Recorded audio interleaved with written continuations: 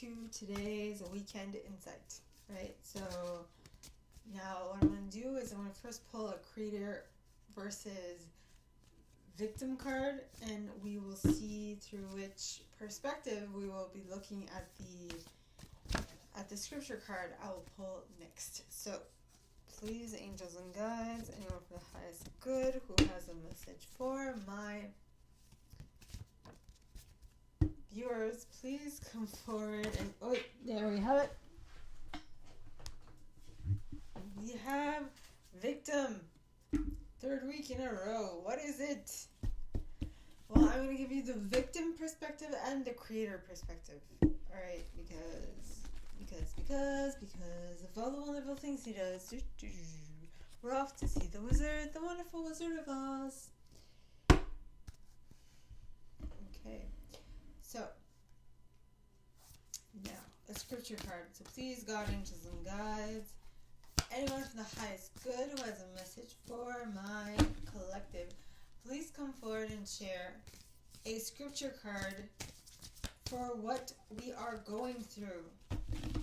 Please, God, angels, and guides, anyone for the highest good who has a message for my viewers, please come forward and share what are we experiencing at the moment. What will we be experiencing as a victim? Please, God, angels, and guides, and you got Matthew 7, book 7, verse 1. And it says, "Do not judge, or you too will be judged." Dun, dun, dun. Perfect. Okay, so perfect. It goes hand in hand. Victims generally judge a situation before they know all the details about the situation because they feel like they have no control over the situation. So they judge it. They judge it because that's how they feel that they can put it in a box and forget about it. Now victims not victims, but now creators on the other hand will experience the situation, will take the time to identify things inside of the situation so that they can clearly identify what the situation calls for, so that then they can create a solution and work their way through it. That is the difference between a creator perspective in regards to this scripture as opposed to a victim perspective in regards to this scripture. So, yet again, the scripture is Matthew, book 7, verse 1. Or phrase 1, whichever. It says, "Do not judge, or you too will be judged." So, is there someone or something that you are judging too quickly? Yes, 5th time's a charm. I have tried to record this ending, this is the 4th or 5th time, so I'm going to do it again, okay? So, from a victim perspective, okay, what do victims do? In my perspective, victims judge because they feel like they have no power over the situation, the circumstances. So, what do? They do what they feel they can do, which is judge the situation, but without anything of actual, of any actual repercussion, because you judge, but in reality, if the person being judged doesn't care, doesn't give a shit, excuse my language, they won't care, okay? Now, the creator will look at the situation, will evaluate it, and will be like, okay, so these are the things standing in my way, so what do I need to do in order for me to get myself out of this situation? Right? So, they will create their way out. Instead of judging everything involved and just saying, this cannot be because of this, so-and-so did this to me. No, they'll just create their way out. So that is what Matthew book 7 verse 1 says. Do not judge, or you too will be judged. Which brings me back to what I said in the previous recording of this video or previous version of this part of the video, which is avoid doing something that will actually lead to more harm, okay? Because judging doesn't necessarily lead to a good outcome. Judging will make someone feel like they aren't actually... I don't know if you heard that, but that's my neighbor's child. Who's crying? So,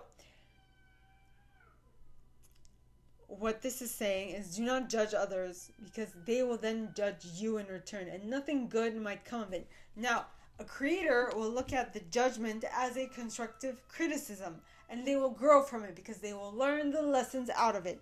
But the victim will see it as a judgment and will look at it and be like, that is your perspective and I am taking offense and And so I'm affronted by this, and because of that, I refuse to work on what this is any longer.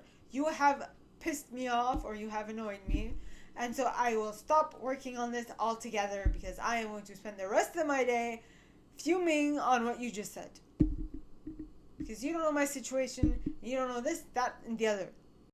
So, that is what I had to say about today's insight, alright? Now, with my lovely neighbor's child and my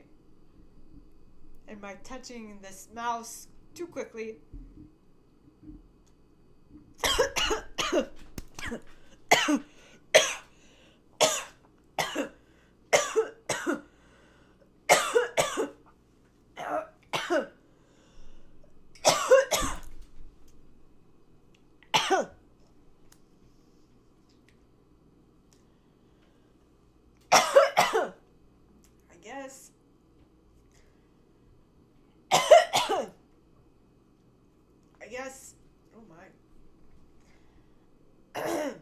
I guess there are strong forces at play here.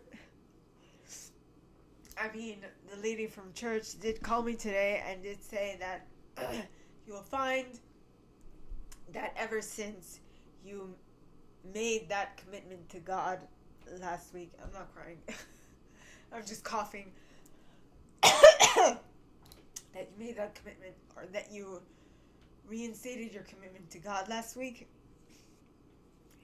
that the enemy is going to try their hardest to stop what you're doing, because they are not happy with the fact that you picked up your cross. Which makes sense. But it is what it is. I have decided that I'm doing this. I am going to follow Jesus in his example. Even though I did hear a different perspective, I didn't quite appreciate. It took me a week, but I'm fine now. Because my issue is not, but I believe in Jesus. Because Jesus tried to help. Because Jesus helped mankind. That is my belief. Alright? So, ultimately, avoid being the victim, be the creator. Because when I flip the card, it's the opposite that comes out. I think I have to write down. I will work on that tonight.